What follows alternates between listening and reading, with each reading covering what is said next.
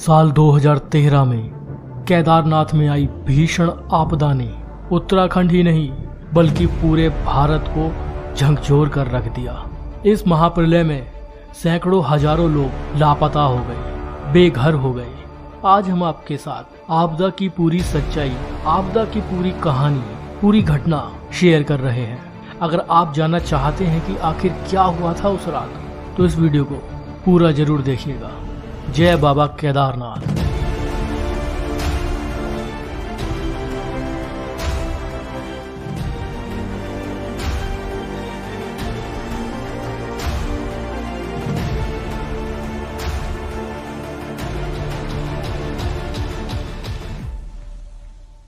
चौदह मई 2013 इस साल भी बाबा केदारनाथ धाम के कपाट धूमधाम के साथ खोले गए।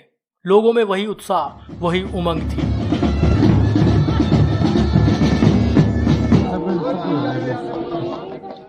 और इसके बाद ठीक एक महीने तक यात्रा सुचारू रूप से चलती रही, जिस बीच हजारों लाखों लोगों ने बाबा केदारनाथ धाम में दर्शन किए। 15 मई 2013 पिछले 3 दिन से हो रही लगातार बारिश आज भी जारी थी। श्रद्धालु पैदल मार्ग द्वारा घोड़े पालकी से केदारनाथ धाम की ओर जा रहे थे और हजारों श्रद्धालु मंदिर परिसर में मौजूद थे। लेकिन कोई नहीं जानता था कि आने वाले 2 दिनों में उनका सामना एक महाप्रलय से होने वाला है।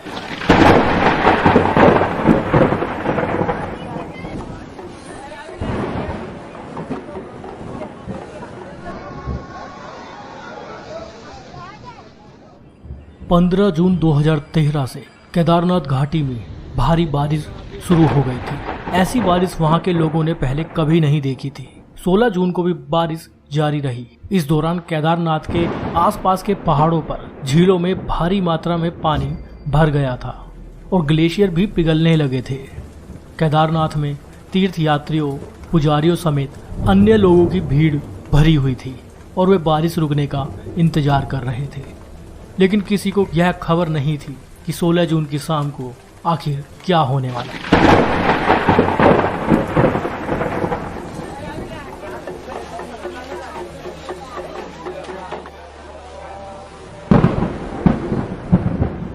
केदारनाथ में शाम ढल चुकी थी और बारिश अभी भी जारी थी।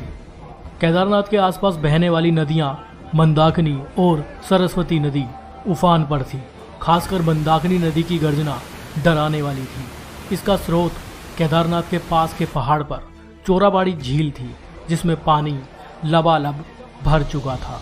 केदारनाथ के आसपास पहाड़ों पर लगातार बादल फट रहे थे। लोग भयभीत होने लगे थे।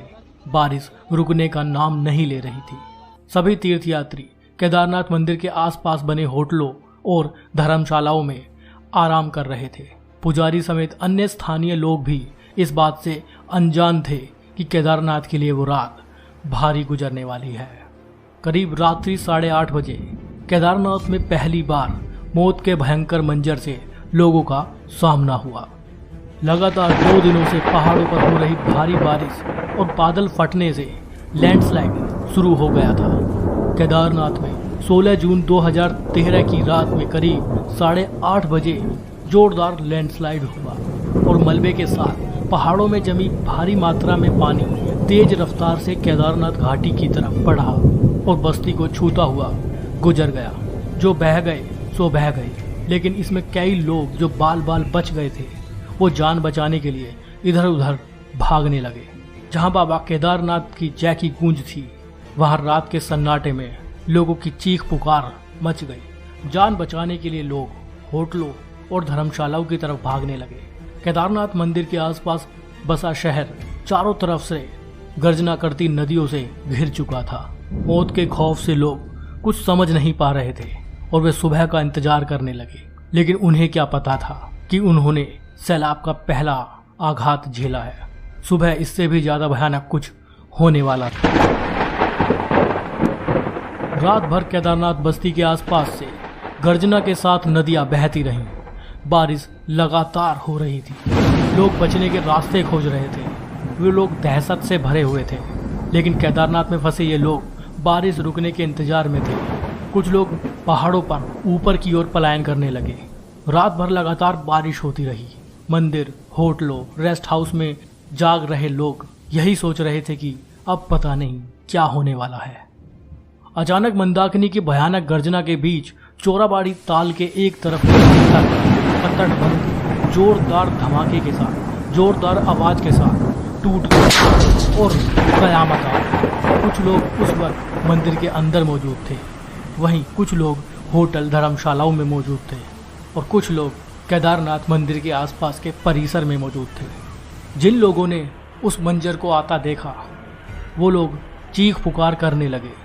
ताल का सारा पानी मलबा, पत्थर, बड़ी बड़ी चट्टानों के साथ तेज गति से बहता हुआ केदारनाथ बस्ती की ओर तहस नहस करता हुआ होटलों, घरों, रेस्ट हाउस, दुकानों को मिट्टी में मिलाता निकल गया और पीछे से सैकड़ों मौतों का ऐसा मंजर छोड़ गया जिसको देखने वालों की रूह कांप गई।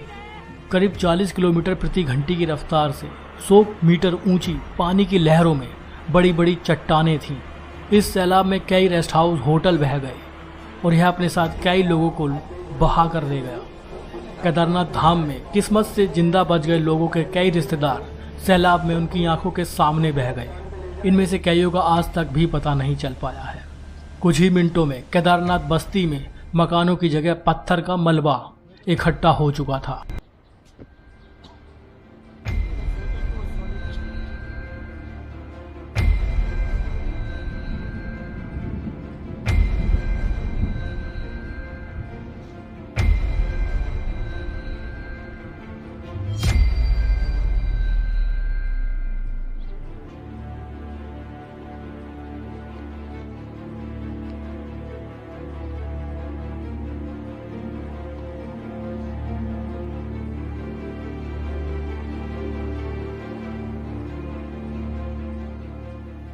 चोराबाड़ी ताल से निकले तबाही के सैलाब के रास्ते में जो भी गांव आया वहां भारी तबाही मची।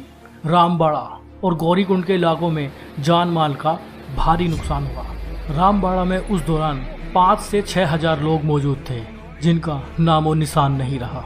5 से 10 मिनट में केदारनाथ धाम मिट्टी में मिल गया। आंखों के सामने जिगर के टुकड़े बहते चले गए और सैलाब में ओझल हो गए।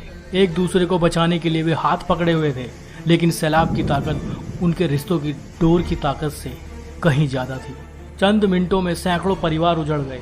एक एक परिवार के कई कई लोग लापता हो गए, लेकिन बारिश अभी भी नहीं थमी थी। इस तबाही में केदारनाथ मंदिर बच गया, जिसके पीछे एक बहुत बड़ी चट्टान आकर रुक गई और सैलाब किनारे से गुजर गया। केदारनाथ में बचे कुछ जिंदा लोग बारिश रुकने और मौसम साफ होने का इंतजार कर रहे थे। उनके पास खाना पीने के लिए साफ पानी तक नहीं था। 17 जून 2013 की सुबह में आया ये सैलाब और रात दिन हो रही बारिश लोगों को अंदर से तोड़ चुकी थी। बड़े बड़े होटल, बड़ी बड़ी इमारतें, लोगों के घर, मकान, बड़ी बड़ी गाड़ियां ताश के पत्तों की तरह बहने लगी। ये मंजर इतना खतरनाक था जिसे देखकर लोग पूरी तरह से भयभीत हो चुके थे। 18 जून को जब बारिश थमी और मौसम साफ हुआ, केदारनाथ शहर पूरी तरह से बर्बाद हो चुका था। लोग जगह जगह इधर उधर पड़े हुए थे। जगह जगह पत्थर और खंडरों में लोग फंसे हुए थे। जिन लोगों का पता नहीं चल पाया, उनके रिश्तेदार आज भी उनके लौट आने का इंतजार कर रहे हैं। उधर केदारनाथ में आई इस भयंकर त्रासदी से निचले इलाकों में भी भारी तबाही मचने लगी। रुद्रप्रयाग जिले में 40 होटल और 73 बड़ी इमारतें पानी में बह गईं। ताश के पत्तों की तरह बिखरती इमारतें देख लोगों की रूह कांप उठी। ऋषिकेश में गंगा जी मानो लक्ष्मण झूले को छूने को बेताब थी। परमार्थ निकेतन पर मौजूद भगवान शिव की मूर्ति पूरी तरह से पानी में डूब चुकी थी। पानी का जलस्तर ऋषिकेश की सड़कों तक आ पहुंचा था। यह एक भयंकर त्रासदी थी। केदारनाथ में हुई इस भयंकर तबाही की खबर से देश सन्न रह चुका था। और सिर्फ केदारनाथ ही नहीं, जोशीमठ, गोविंद घाट में भी भयंकर तबाही हुई थी। वहां भी जान और माल का भारी नुकसान हुआ।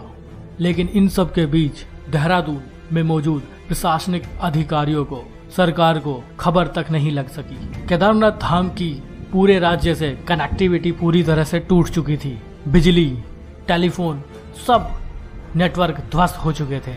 इन सब के बाद 18 जून को सेना का एक हेलीकॉप्टर हवाई सर्वे करने के लिए केदारनाथ धाम में उड़ान भरने आया।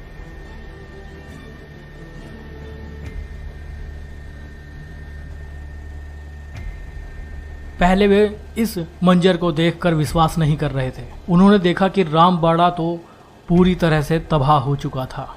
रास्ते जगह जगह से टूट चुके थे।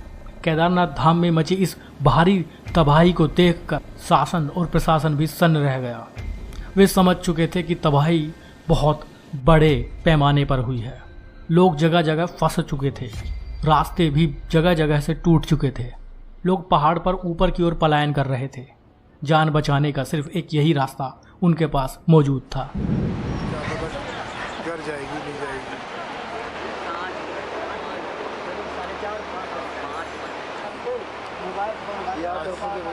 आज थोड़ी सी हिम्मत आज बंदी। ये नज़ारा यार।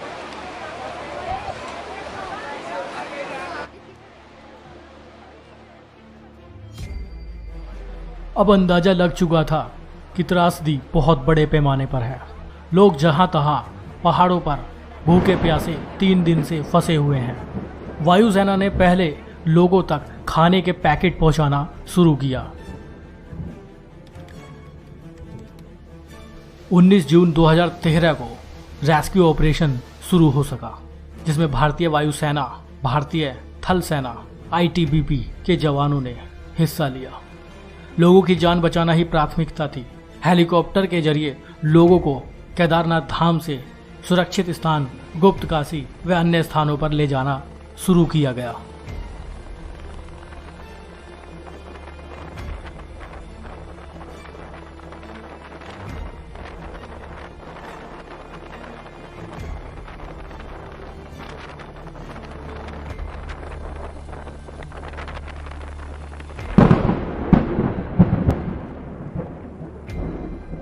केदारनाथ में आई इस भयंकर त्रासदी से पूरी केदार घाटी नष्ट हो चुकी थी। कुछ चंद लोग ही जिंदा रह पाए थे। एनडीआरएफ, भारतीय सेना ने मिलकर हजारों लोगों को रेस्क्यू किया, लेकिन उनसे कहीं ज्यादा कई हजार लोग इस सैलाब में बह चुके थे। बताया जाता है कि इसमें 12,000 से ज्यादा लोग मारे गए। सरकारी आंकड़े 4,000 से ज्यादा मौत की गवाही देते हैं। त्रासदी के कई महीनों बाद भी केदारनाथ के आसपास के इलाकों से मिले कंकाल भी बताते हैं कि वो प्रलय का मंजर कितना भयानक रहा होगा। केदारनाथ त्रासदी को अब 8 साल बीत चुके हैं। केदारनाथ धाम में बहुत बड़े स्तर पर विकास कार्य किया जा रहा है।